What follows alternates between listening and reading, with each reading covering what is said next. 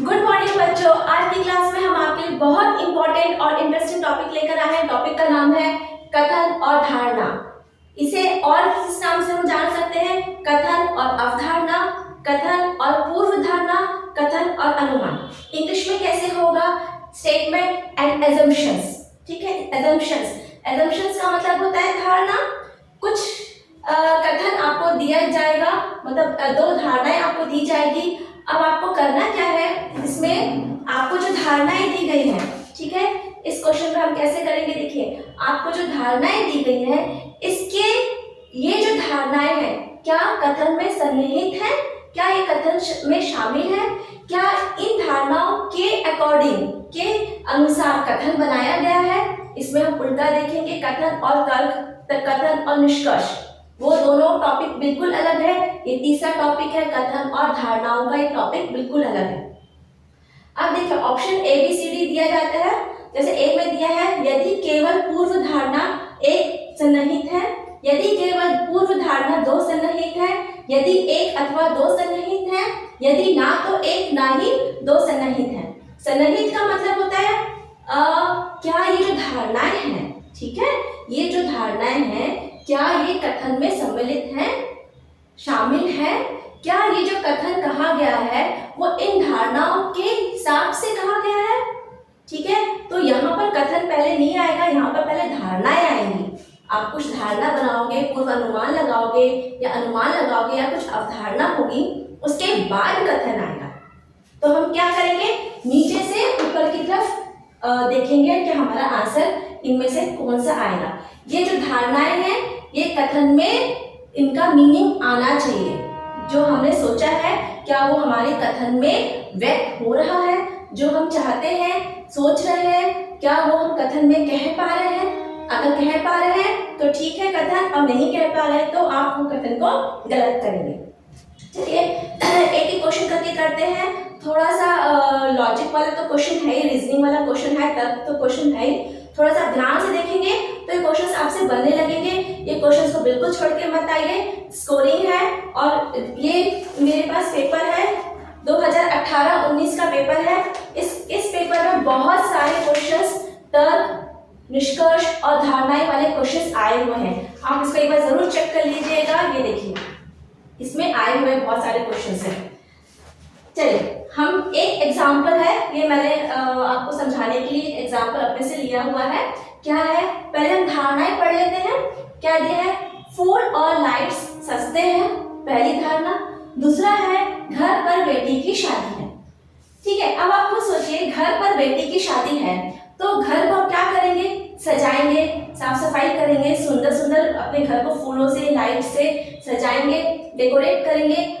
तो ये धारणा हो गई, फूल और लाइट सस्ते हैं। ठीक है, फूल और लाइट सस्ते हैं तो हम क्या दिन भर हर महीने या कारण के अपने घर को सजाएंगे? नहीं सजाएंगे। तो पहले धारणाओं को ध्यान दीजिए, फिर कथन की तरफ हम जाते हैं। कथन में क्या कहा गया है, घर को फूलों और लाइट से सजाया गया। ठीक है, घर को फूलों और लाइट से सजाया गया। तो पहले आपने कुछ घर को सजाने के पहले आपने मन में कुछ सोचा होगा, कुछ अनुमान लगाया होगा। तो हमने अनुमान क्या लगाया, धारणा क्या बनाई, घर में बेटी की शादी है तो हमें अपने घर को सजाना है। सिंपल सी बात है। तो पहले घर में बेटी की शादी, ये आपके दिमाग में है, कॉन्सेप्ट है, अनुमान है आपको कि मई के महीने में, जून के महीने में शादी है, तो आप उसके पहले अपने घर को सजाएंगे। तो पहले आप धारणा बनाएंगे कि हमको घर को सजाना है। अब बेटी की शादी है इसलिए सजाना है। क्यों सजाना है? क्योंकि घर में बेटी की शादी इसलिए सजाना है। तो पहले क्या आया, घर में बेटी की शादी है इसलिए हमें घर को सजाना है। तो क्या आएगा आपका, ये इधर से जाएगा। अब फूल और लाइट सस्ते हैं। फूल और लाइट्स तो सस्ते हो सकते हैं, कुछ महीनों में जब फूलों का मौसम होता है तो सस्ते हो ही जाते हैं। तो क्या जब फूल सस्ते रहेंगे तो हम अपने घर को यूं ही सजाएंगे?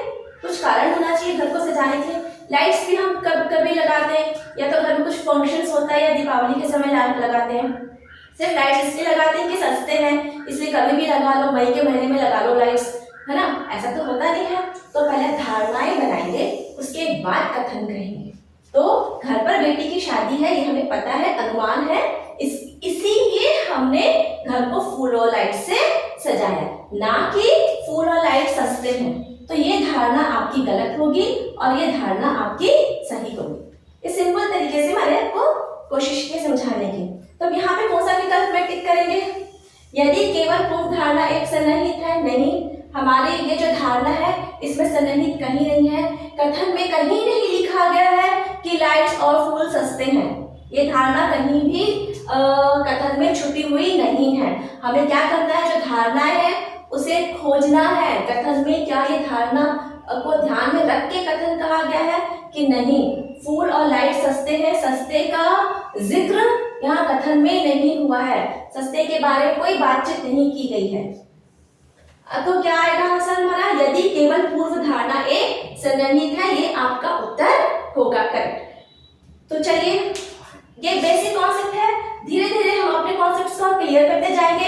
5, 10, 15 क्वेश्चन में आपको ये क्वेश्चंस बनने लगेंगे। चलिए, एक क्वेश्चन यहाँ पे लिखा हुआ है, रामू मई में यात्रा करने के लिए अप्रैल में रेल आरक्षण कराता है। फिर से पढ़िए, रामू मई में यात्रा करने के लिए अप्रैल में रेल आरक्षण कराता है। यात्रा कब करनी है उसको? मई में करनी है। आरक्षण कब किया उसने? अप्रैल में कर लिया। आरक्षण कब किया?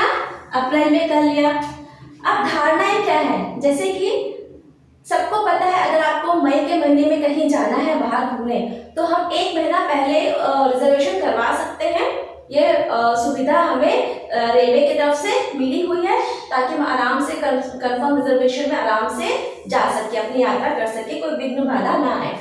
तो क्या हुआ, ये हमें बात पहले से मालूम है, ये धारणा हमें पता है, अनुमान है कि 1 महीने पहले से आप रिजर्वेशन करवाएंगे तो आपको टिकट मिल जाएगी, वो भी कंफर्म, ठीक है, आरक्षण मिल जाएगा। तो ये दिमाग में हमारे है, धारणा है, इसलिए हमने अपने टिकट को 1 महीने पहले बुक कराई। तो देखते हैं क्या ये धारणा इस कथन में छुपी हुई है क्या। पहली धारणा क्या दी? रेल आरक्षण 1 महीने पहले किया जा सकता है। आप रामू ने 1 महीने पहले रेल यात्रा का आरक्षण बुक किया, टिकट बुक की, इसका मतलब है रेलवे के पास ये सुविधा है कि आप 1 महीने पहले अपने लिए टिकट बुक करा सकते हैं, ठीक है। तो ये बात तो उसने तभी की ना कि जब उसकी टिकट कंफर्म हो गई, तभी तो उसने 1 महीने पहले बुक कराई। इसका मतलब है ये जो धारणा है ये इसको सेटिस्फाई करती है। हाँ, इस कथन के ये धारणा छुपी हुई है। अब दूसरे के बारे में बात करते हैं। मुंबई से हैदराबाद के लिए कई ट्रेनें हैं। देखिए, कथन में ना ही तो मुंबई की बात है, ना हैदराबाद की बात है, और ना ही कई ट्रेनों की बात है जो मुंबई से हैदराबाद की ओर जाती है। तो ये जो धारणा है इस कथन में कहीं हमें दिखाई नहीं दे रही, ना वो छुपी हुई है, ना हम उसको ढूंढ सकते हैं। तो ये बात तो गलत है। ओके, तो ये धारणा कथन में छुपी हुई नहीं है। तो हमारा उत्तर क्या आएगा? यदि केवल पूर्व धारणा एक सन्निहित है। देखिए, यहाँ पर पूर्व धारणा भी लिखा जा सकता है, धारणा भी लिखा जा सकता है, अवधारणा भी लिखा हो सकता है, अनुमान भी लिखा हो सकता है, और सन्निहित के बदले सही है भी लिखा हो सकता है। तो क्वेश्चन कैसे भी आए, बस आपको ये ध्यान देना है कि जो धारणाएं हैं वो कथन में छुपी हुई मिलना चाहिए, उसका सार हमें कथन में मिलना चाहिए, और कथन से अलग हमें नहीं जाना है। दूसरी बात क्या है? कथन से अलग आपको कुछ नहीं सोचना है। जो कथन में है उसके बारे में ही आपको सोचना है, उसके बाहर कुछ भी होगा तो आपको वो नहीं सोचना है। बस इतना ही आपको ध्यान रखना है। बाकी का कॉन्सेप्ट एक एक क्वेश्चन करते हुए हम क्लियर कर देंगे। आपको नोट डाउन करना है तो आप इसे नोट डाउन कर लीजिए।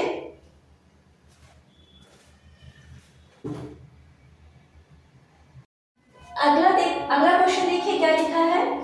छात्रों को जीवन के कौशल छोटी आयु में सिखा लेना चाहिए क्योंकि ये उन्हें बेहतर भविष्य के लिए तैयार करता है। ये कथन नहीं है, ये धारणा है, ठीक है। कथन क्या है? जीवन कौशलों की शिक्षा प्राथमिक शिक्षा में ही दी जानी चाहिए। क्या है? जीवन कौशलों की शिक्षा प्राथमिक शिक्षा में ही दी जानी चाहिए। जीवन कौशल है ना, जीवन में कैसे जीना है, क्या क्या कौशल है, ये सब बच्चों को प्राथमिक स्तर, मतलब जब बच्चे छोटे होते हैं तभी से उनको दी जानी चाहिए। तो ये जो कथन है इसके पीछे की अवधारणा क्या है, क्यों ये कथन कहा गया है, क्या सोच कर कहा गया है, तो इसे हम धारणा में ढूंढने की कोशिश करते हैं। पहली धारणा है छात्रों को जीवन के कौशल छोटी आयु में सीख लेना चाहिए क्योंकि ये उन्हें बेहतर के लिए तैयार करता है। तो ये तो बात सही है ना। हम सब देखते हैं जीवन में छोटे भाई बहन हैं, अड़ोसी पड़ोसी हैं, बड़े लोग छोटे को सिखाते हैं ताकि वो स्कूल में अच्छे से कोप अप कर सकें, कॉलेज में अच्छे से सेट हो सकें, है ना, नौकरी में भी अच्छे से काम कर सके। तो ये सब कौशल हमें बचपन से धीरे धीरे सिखाना पड़ता है और सीखना भी पड़ता है। दूसरा धारणा क्या है, छात्र अपनी नौकरी के लिए जीवन शैली सीखने हेतु पैसे देकर औपचारिक कोर्स कर रहे हैं। तो देखिए, पैसे देकर औपचारिक कोर्स की बात तो कथन में कही नहीं गई है, ये तो कथन से बिल्कुल अलग है, दोनों बातों में कोई मेल नहीं है। और तो ये जो धारणा है ये पूरी गलत है कि इस धारणा को ध्यान में रख के ये कथन कहा गया है, ऐसा कुछ भी यहाँ पर नहीं है। तो आपका आंसर क्या आएगा, यदि केवल पूर्व धारणा एक से निहित है, ये आपका उत्तर होगा। चलिए अगला क्वेश्चन देखिए, यह वांछनीय है कि बच्चों को 5 या उससे अधिक की उम्र में स्कूल में पढ़ाया जाए। 5 या उससे अधिक की उम्र में स्कूल में पढ़ाया जाए। अब इसके पीछे की धारणा क्या है, हम अपने बच्चों को स्कूल भेजते हैं, कई लोग अपने बच्चों को नर्सरी में भेजते हैं जब 3 साल के होते हैं, 4 साल के होते हैं, KG1 KG2 में भेजते हैं। तो हम क्या सोचकर बच्चों को स्कूल में भेजते हैं, आमतौर पर ये सारी धारणाएं किस पर बात हो रही है, आमतौर पर, जनरली, अधिकतर लोग, अधिकांश लोग कैसे सोचते हैं उसके बारे में ये धारणाएं और कथन है। हमारा पर्सनल, इंडिविजुअल, व्यक्तिगत मत क्या है वो यहाँ पे कोई मायने नहीं रखता। अगर आप उसके अकॉर्डिंग अगर अपना आंसर देंगे तो हो सकता है कि वो गलत हो जाए। यहाँ पर हमारा उत्तर वही सही होगा जो अधिकांश लोग, अधिकतर लोग या देश में या समाज में जो प्रचलित है, जो होता आ रहा है और जो आगे भी संभावना है कि ऐसा ही होता रहेगा, वही आपका धारणा सही माना जाएगा, भले आपका व्यक्तिगत ओपिनियन उससे बिल्कुल अलग हो। ठीक है, यहाँ पे व्यक्तिगत ओपिनियन की बातें नहीं हो रही है। चलिए देखिए, धारणा एक कहती है उस उम्र तक बच्चा विकास के उचित स्तर पर पहुंचता है और सीखने के लिए तैयार होता है। विकास, बच्चे का जो विकास है उचित स्तर तक पहुंचता है और वो सीखने के लिए तैयार होता है। ठीक है, ये बात तो सही है। 5 साल की उम्र तक बच्चे समझने लगता है, चीजों को सीखने की कोशिश करता है, उसके मन में भी उत्साह होता है, सीखने की ललक होती है, जिज्ञासा होती है। तो 5 साल की उम्र तक वो सेट हो जाता है अपना, और वो घर से बाहर भी कुछ समय तक अच्छे से कोप अप कर रह लेता है। उसको भी दोस्तों की जरूरत पड़ती है 5 साल की उम्र में कि हम आपने जैसे और बच्चों के साथ खेलें, रहें, समय बिताएं। तो ये धारणा तो बिल्कुल सही है। दूसरी धारणा है, स्कूल 6 साल की उम्र के बाद बच्चों को प्रवेश नहीं देते। ऐसा तो प्रवेश के बारे में तो कथन में कोई बात नहीं की गई है। यहाँ पे क्या दिया है, प्रवेश। अब प्रवेश के बारे में कथन में कोई बात नहीं की गई है, इसलिए ये जो धारणा है इसको ध्यान में रख के ये कथन नहीं कहा गया है। ठीक है, तो आपका उत्तर आएगा यदि केवल पूर्व धारणा एक से निहित है, यही आपका उत्तर आएगा, क्योंकि 6 साल की भी बात नहीं की गई है और प्रवेश में, स्कूल में प्रवेश की भी कोई बात यहाँ पर नहीं की गई है, तो ये तो नहीं होगा कथन। हाँ, तो आपका उत्तर एक ही आएगा। आप इसको नोट डाउन कर लीजिए, फिर हम अगले क्वेश्चन करते हैं।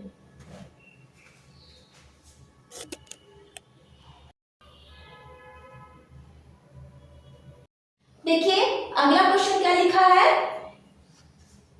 इस शल्य चिकित्सा के बाद मरीज की हालत में सुधार होगा।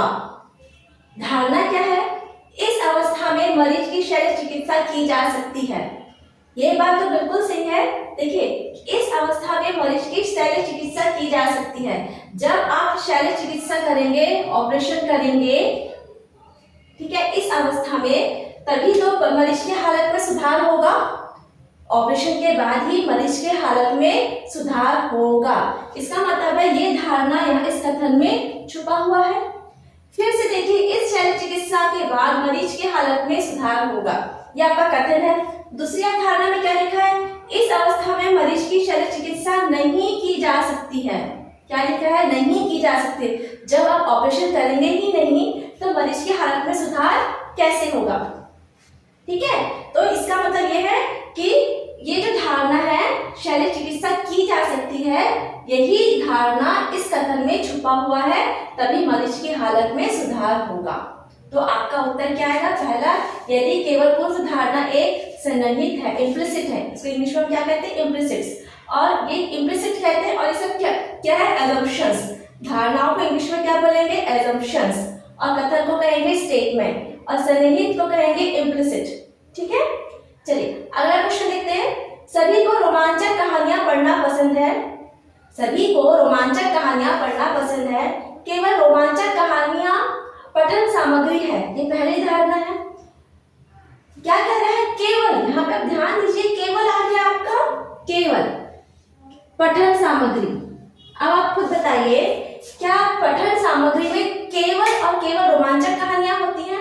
क्या और तरह की कहानियां नहीं होती हैं? फिक्शंस होती हैं, काल्पनिक होती हैं, लोक कथाएं होती हैं और बहुत सारी तरह की पठन सामग्रियां, उपन्यास होता है, नॉवेल्स होते हैं, सब पठन सामग्रियां ही तो है। हाँ, तो केवल का शब्द आ गया तो ये धारणा तो यहाँ पर नहीं काम करेगा आपका, बिल्कुल भी काम नहीं करेगा। सभी को रोमांचक कहानियां पढ़ना पसंद है, ये अलग मैटर है। और केवल रोमांचक कहानियां पठन सामग्री है, यहाँ पर किसकी बात होने लगी? पठन सामग्री की बात होने लगी है, जबकि कथन में सामग्री के बारे में कोई बात नहीं की गई है कि कौन कौन से मटेरियल्स पढ़ने के लिए होते हैं। तो पहली धारणा तो नहीं वर्क करेगी। दूसरी क्या है? कोई अन्य सामग्री पढ़ना किसी को पसंद नहीं है। ऐसा कुछ नहीं है, ऐसा कुछ नहीं है कि जो लोग रोमांचक कहानियां पढ़ते हैं वो सिर्फ और सिर्फ रोमांचक कहानियां ही पढ़ते हैं। आप हमेशा एक जैसी चीजों को कितना पढ़ेंगे? आपको कुछ वैरायटी चाहिए। चलिए 10 में से 6, 7, 12 रोमांचक कहानियां पढ़ेंगे, लेकिन 1, 2, 3 कुछ और दूसरी कहानियां भी तो पढ़ेंगे। तो ये बात भी कुछ ठीक नहीं है, क्योंकि कथन में सामग्री की बात नहीं की गई है और यहाँ पर सामग्री की बात की गई है, पठन सामग्री की बात की गई है। तो ये दोनों धारणाएं बिल्कुल यहाँ पर कथन से मेल नहीं खाती हैं, इसलिए आपको उत्तर क्या आएगा? यदि ना तो एक ना ही दो सन्निहित है।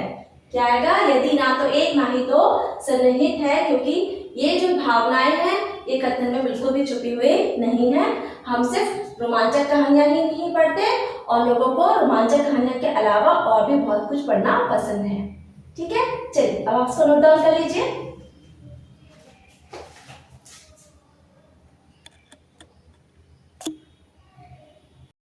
देखिए, ये जो दो क्वेश्चन है ये 2018-19 के आए हुए प्रश्न हैं। इसे आप ध्यान दीजिए, क्या है मैंने यहाँ पे लिख दिया है, 2018-19 का भी ये प्रश्न है और 18-19 का ये प्रश्न भी है। तो मैं आपको साथ ही साथ क्वेश्चन पेपर के भी क्वेश्चन करवाते जा रही हूँ, तो आप उसकी चिंता मत करिए, मिलते जुलते क्वेश्चन हम करते चले जाएंगे। चलिए आप नोट डाउन कर लीजिए। अगला क्वेश्चन देखिए क्या लिखा है। कथन दिया है, अधिक उपज के लिए रासायनिक उर्वरकों के बजाय जैविक उर्वरकों का उपयोग किया जाना चाहिए। ठीक है, अधिक उपज के लिए अधिक उपजों के लिए रासायनिक उर्वरकों के बजाय जैविक उर्वरकों का उपयोग किया जाना चाहिए, ये आपका कथन है। इसके पीछे भाव क्या है, अवधारणा क्या है, ये हम जानने की कोशिश करते हैं। पहली अवधारणा दिया है, रासायनिक उर्वरक मनुष्यों और भूमि के लिए हानिकारक है। देखिए बात तो सही है, हानिकारक तो है, ये हम सब पढ़ चुके हैं, जानते भी हैं। तो पर ये जो हानिकारक है, इस शब्द की चर्चा कथन में नहीं की गई है।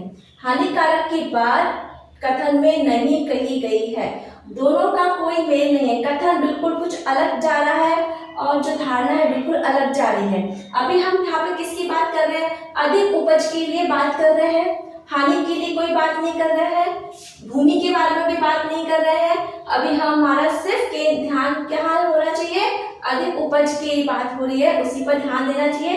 तो कथन बिल्कुल अलग है और जो पहली धारणा है हानिकारक के बारे में बात कर रही है, तो ये कथन बिल्कुल भी एक्सेप्टेबल नहीं है।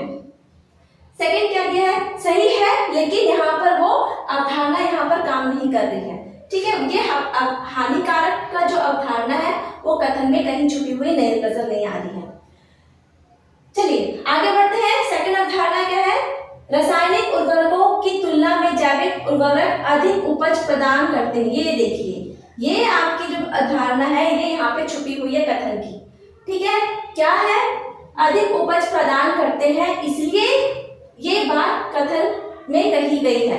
तो आपका ये वाला आंसर सेकंड वाला तर्क या सेकंड वाली जो धारणा है ये यहाँ पे वर्क कर रहा है। इसी को ध्यान में रख के ये कथन कहा गया। अधिक उपज की बात कही गई है, यहाँ पे अधिक उपज के बारे में बात की गई है। तो आपका आंसर क्या हो जाएगा?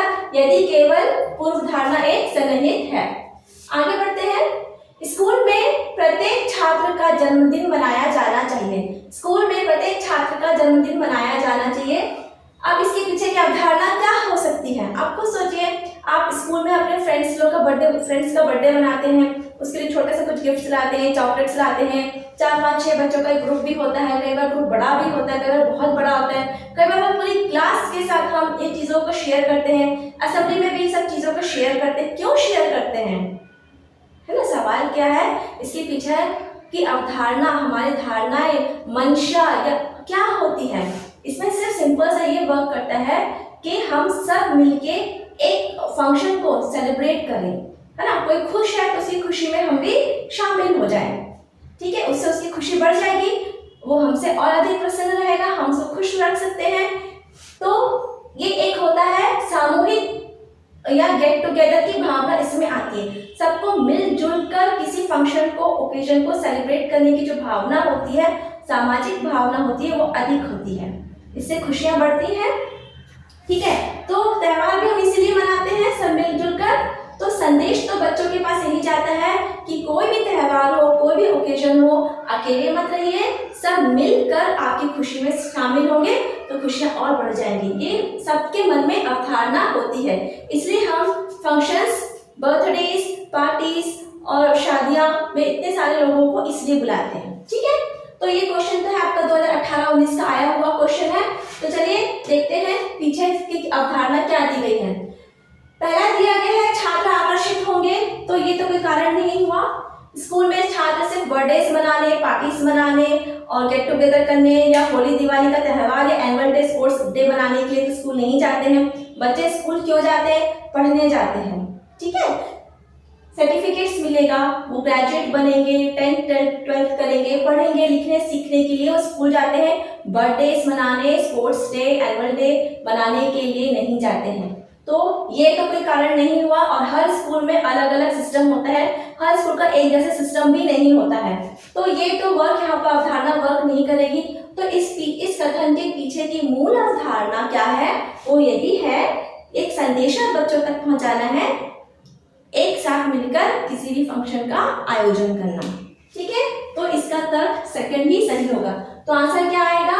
यदि केवल पूर्व धारणा 2 सन्निहित है, यह इसका सही उत्तर होगा। धारणा 2 ही सन्निहित है, पहली धारणा नहीं है। देखो बच्चों, ये क्वेश्चंस को आप 2 बार 3 बार पढ़ेंगे, उसके बाद सोचेंगे जनरली क्या होता है। आप स्कूल जनरली क्या होता है? बर्थडे मनाने जाते हैं? नहीं, बर्थडे भी मनाते हैं, वो एक छोटा सा पार्ट है, ठीक है। तो मेन स्कूल हम पढ़ने लिखने सीखने के लिए जाते हैं, डिग्रीज लेने जाते हैं, ठीक है। तो आप इसको नोट डाउन करिए और प्रैक्टिस करिए। थोड़ा सोच के, तर्क के सवाल है तो आपको थोड़ा सोच समझ के ही इनको करना है। एक बार सीख जाएंगे पैटर्न तो आपसे जरूर बनने लगेगा।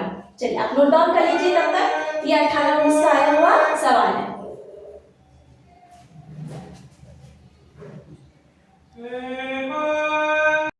अगला क्वेश्चन देखिए क्या लिखा है। ब्रांच मैनेजर अपने सहयोगी को कहते हैं मार्च के अंत हमेशा व्यस्त होते हैं। मार्च का जो अंत है, मार्च महीने का जो अंत है वो हमेशा व्यस्त होता है। तो इसके पीछे मैनेजर ने ऐसा कथन क्यों कहा? कुछ सोचा होगा, कुछ उसके अनुभव होंगे, उसके आधार पर उसने ये कथन दिया है मैनेजर ने। तो देखते हैं कि मैनेजर के मन में क्या धारणा बनी हुई है। तो या वो किस बात से हर साल गुजरते हैं मार्च के महीने में। तो क्या कहा गया है? पहली धारणा है मार्च के अंत में और अधिक काम होता है। ये बात तो हम सब जानते हैं कि जो बैंक होते हैं वो मार्च का जो उनका साल का जो अंत होता है तो उस मार्च के महीने में उनके पास काम की अधिकता होती है, क्योंकि उनको ईयर एंडिंग करना होता है। बहुत सारे उनके जो पेंडिंग्स हैं जो भी क्लियर आउट करना रहता है, क्लियरेंस रहता है, तो उनको काम की अधिकता तो होती है। ये सब हम जानते हैं, ठीक है। तो ये बात धारणा तो बिल्कुल सही है।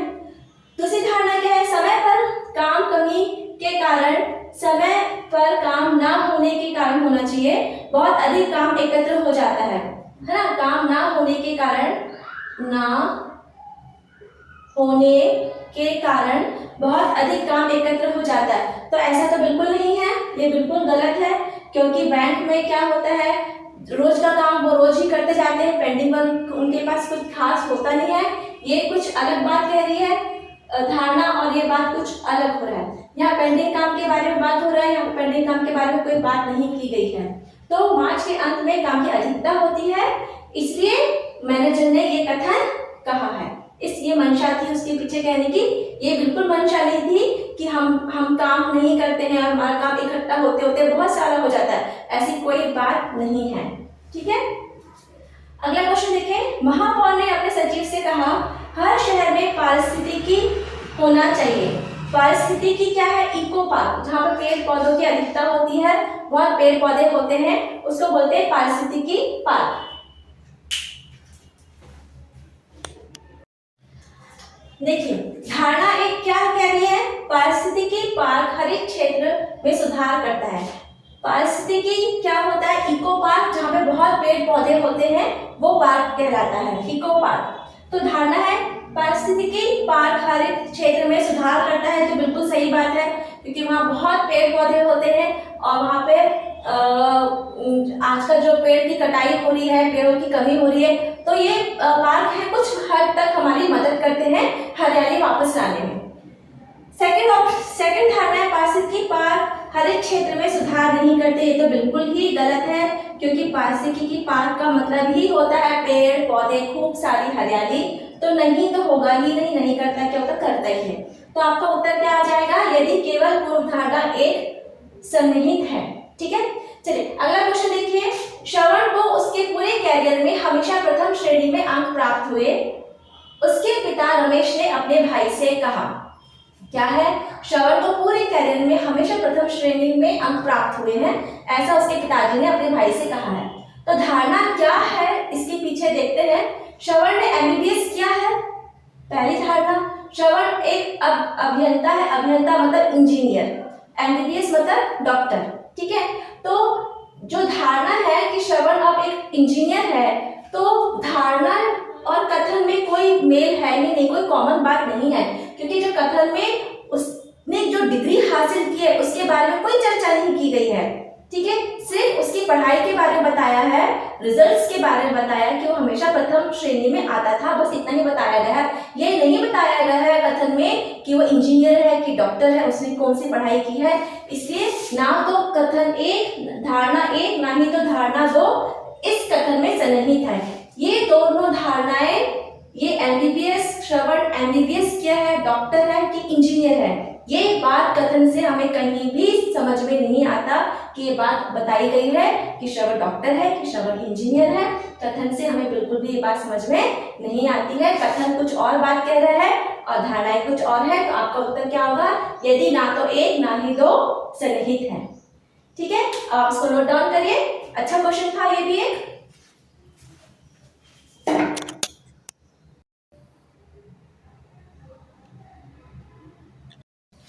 देखिए अगला क्वेश्चन क्या लिखा है। कथन लिखा है 18 वर्ष से अधिक आयु के सभी बेरोजगार भारतीय युवाओं को बेरोजगारी भत्ता दिया जाना चाहिए। ठीक है, तो बेरोजगारी भत्ता किसे हम दे रहे हैं? जो लोग बेरोजगार हैं और जो युवा है। ठीक है, तो युवाओं को बेरोजगारी भत्ते की आवश्यकता क्या है? तो समाज में कुछ ना कुछ धारणा पहले से प्रचलित है, लोगों के बीच में ये धारणा फैल चुकी है, लोग इस बात को अब मानने लगे हैं या यकीन करने लगे हैं या बातें करने लग गए हैं। कुछ समाज में ऐसा फैल जाता है, बातें फैल जाती हैं जिसके आधार पर सरकार को कभी कभी निर्णय लेने पड़ते हैं। ठीक है, वो एक अलग बात है। तो बेरोजगार युवक है, उसके पास कोई काम नहीं है, उसे अपने लिए काम ढूंढना है, उसको अपने फॉर्म्स भरने हैं, एग्जाम्स की तैयारी करनी है, उसको बुक्स चाहिए, आने जाने का खर्चा चाहिए, तो वो अपने पेरेंट्स पे उतना आर्थिक तरह से निर्भर नहीं हो सकते। हर युवा, सभी बच्चे जो युवा हैं 18 वर्ष से ऊपर है, जो अपने लिए रोजगार ढूंढ रहे हैं, उनको बहुत सारी जगह एग्जाम्स देना होता है, आना जाना करना पड़ता है, किताबें खरीदनी पड़ती हैं, तो ये सबका खर्चा होता ही है। तो अब सबके पेरेंट्स तो आर्थिक खर्चा नहीं उठा सकते इतना सारा एक उम्र के बाद, तो ऐसे युवाओं की मदद के लिए सरकार आगे आती है। ठीक ठीक है, ऐसे युवाओं की मदद के लिए सरकार आगे आती है, उसका नाम देते हैं बेरोजगारी भत्ता, जो युवाओं को सिर्फ मदद करती है, सहायता करती है। ठीक है, तो ये बात तो समझ में आती है कि युवाओं को आर्थिक सहायता की आवश्यकता होती है, और क्यों होती है वो हमने आपको बताया। अब दूसरा धारणा क्या है, सभी बेरोजगार युवाओं को भत्ता प्रदान करने के लिए सरकार के पास पर्याप्त धन है। पर्याप्त धन है किसके पास? सरकार के पास। ठीक है, मान लेते हैं अगर सरकार के पास पर्याप्त धन है भी, तो वो यूं ही क्यों किसी को भत्ता बांटेगी? कुछ कारण होना चाहिए, जरूरतमंद होना चाहिए तभी तो बांटेगी, अन्यथा क्यों बांटेगी? सरकार के पास अगर धन है तो उसके और बहुत विकल्प है उनके पास काम करने के लिए, बहुत सारी जगह, बिजली, सड़क, पानी, स्कूल, शिक्षा, स्वास्थ्य, बहुत सारी जगह है। वो सरकार को अपना काम करने के लिए सबके लिए धन की आवश्यकता होती है, वो यूं ही अपना धन को यूं ही नहीं बांटेंगे। कुछ मुद्दा होगा, बेसिक कॉन्सेप्ट्स होंगे, तभी वो भत्ता देगी, अदरवाइज कोई भी यूं ही धन को जाने नहीं देगा, है ना, सदुपयोग ही करने की कोशिश करेंगे। तो आर्थिक सहायता की जरूरत युवाओं को होती है, तो इसलिए आपका क्या आएगा, यदि केवल पूर्व धारणा एक सन्निहित है। ठीक है, चलिए ये क्वेश्चन है, बहुत इंटरेस्टिंग है, बहुत अच्छा क्वेश्चन है और मुझे बहुत पसंद भी है। ये आखिरी क्वेश्चन है इस वीडियो का, इसे जरूर अटेम्प्ट करिए और हो सकता है तो आप उसको पहले खुद से बनाइए। ठीक है, वीडियो को पॉज करिए और खुद से बना के देखिए। चलिए अभी तो हम कर लेते हैं। कथन है, ए बी से कहता है काले अंगूर ना ला वे खट्टे हैं। ए बी से कहता है काले अंगूर ना ला वे बहुत खट्टे हैं। तो इसके पीछे धारणा क्या है? आप अगर किसी से कोई बात कहते हैं, अपने भाई बहन से, मम्मी पापा से, या पापा मम्मी आपसे कुछ कहते हैं कि बेटा काले अंगूर मत ले, वो खट्टे होते हैं, तो क्यों कहा? आप थोड़ा सोच के देखिए, आपसे अगर किसी ने ऐसी बात कही है तो क्यों कही? कुछ तो कारण होगा, कुछ उनके पीछे, उनके मस्तिष्क में, दिमाग में कुछ धारणाएं पहले से आपके बारे में रही होगी। तो उनको, पेरेंट्स को पता है कि हमारा बच्चा है, ये हमारी बात को मानेगा, ये हमारी बात को समझेगा, हम जैसा कहेंगे ये वैसा करेगा, है ना। तो इस आधार पर हम ये बात कहते हैं कि बेटा काले अंगूर मत लेना, वो तो खट्टे होते हैं। लेकिन ये बात क्या हम हर किसी को कहते हैं? नहीं, हर किसी को नहीं कहते, क्योंकि ऐसे बहुत सारे लोग होते हैं जो आपकी बात को नहीं मानेंगे या नहीं समझेंगे। लेकिन कुछ लोग ऐसे होते हैं जो आपकी बात मानते भी हैं और समझते भी हैं, तो हम उन्हीं लोगों से ही ऐसी बातें कहेंगे। ठीक है, जिसके मुझे विश्वास है कि अगर मैं किसी से बात कहूंगी अपने बच्चे से तो वो मेरी बात मानेगा, है ना। मुझे पहले मेरे मन में भाव होना चाहिए, धारणा होनी चाहिए कि मेरा बच्चा या XYZ जो भी है वो मेरी बात को मानेगा, इसलिए मैं उससे बात कहूंगी, हर किसी से ये बात मैं नहीं कहूंगी। तो ये दिमाग में होनी चाहिए बात। ठीक है, तो सलाह का पालन करेगा, आपने जिससे कहा वो आपकी सलाह को पालन करेगा, इसलिए आप उसको सलाह देंगे। हर किसी को हम सलाह नहीं देते हैं, जहां हमें थोड़ा सा भी गुंजाइश होता है कि तो हमारी सलाह नहीं मानेगा तो हम क्यों सलाह देंगे, जो मानेगा उसी को देंगे। तो ये बात धारणा हमारे मन में पूर्व धारणा है, इसे ही कहते हैं हम पूर्व धारणा। ठीक है, आया ना लास्ट में क्वेश्चन, इसे ही हम कहते हैं पूर्व धारणा। हमारे मन में पहले से ही धारणा बनी हुई है कि हमारा बच्चा हमारी बात मानेगा, इसलिए हम उसको सलाह देंगे, होगी पूर्व धारणा। अब एक और क्या है, लोग खट्टे अंगूर पसंद नहीं करते। ठीक है, अब देखिए, लोग खट्टे अंगूर पसंद नहीं करते, तो यहाँ पर किसकी बात की गई है? खट्टे अंगूर की। अब देखिए, अंगूर का दो रंग होता है, हरा और काला। ठीक है, तो खट्टे अंगूर में काला भी तो आ गया, खट्टे अंगूर में काला अंगूर भी तो आ गया। ठीक है, तो लोग खट्टे अंगूर पसंद नहीं करते, ये बात तो सही है। अब कौन खट्टे अंगूर खाना पसंद करेगा? सबको तो मीठा अंगूर ही चाहिए। तो खट्टे में हरा और काला दोनों अंगूर आ गया, इसलिए ये धारणा भी बिल्कुल सही है। थोड़ा सा है, सोचिए समझिए, और क्वेश्चन बहुत इजी है और बहुत इंटरेस्टिंग भी है, मजा आएगा आपको करने में। इस तरह के बहुत सारे क्वेश्चंस होते हैं। अगले वीडियो में हम कुछ समय रहेगा तो कुछ और बहुत अच्छे अच्छे क्वेश्चंस लेकर आएंगे। अभी तक जो मुझे समझ में आया वो ये मैंने आप लोग के लिए करवाया है। ठीक है, खट्टे अंगूर कोई पसंद नहीं करेगा, खट्टा में काला और हरा दोनों आ जाता है, इसलिए काले अंगूर नाना वे खट्टे हैं। तो ये दोनों ही भाव कथन में है ना, ये दोनों ही पूर्व धारणा आपके कथन में स्पष्ट दिखाई देती है, स्पष्ट समझ में आता है। ठीक है, तो चलिए आज की क्लास में सब यहीं पर खत्म करते हैं। और अगली क्लास में मिलेंगे। ये छोटे छोटे टॉपिक्स हैं, इन जनरल एग्जाम में कभी आते हैं कभी नहीं भी आते हैं। 3-4 क्वेश्चंस भी अगर आ गए तो इतना इजी टॉपिक है, बिल्कुल भी मिस मत करिए, पूरे मार्क्स लेने की कोशिश करिए, ज़्यादा से ज़्यादा मार्क्स अटेम्प्ट तभी आएंगे और ज़्यादा से ज़्यादा क्वेश्चंस आप अटेम्प्ट करेंगे। सिर्फ पास होना टारगेट नहीं होना चाहिए कि हम लाइन में छू लिए, अब 72, 75, 76 नंबर आ गए और हम क्लियर कर दिए, ये कॉन्सेप्ट नहीं होना चाहिए। ठीक है, आप एनएमएस की तैयारी कर रहे हैं, डट की तैयारी करिए, बढ़िया तैयारी करिए। ऑल द बेस्ट बच्चों, तैयारी करिए मन लगा के। And thanks for watching my video.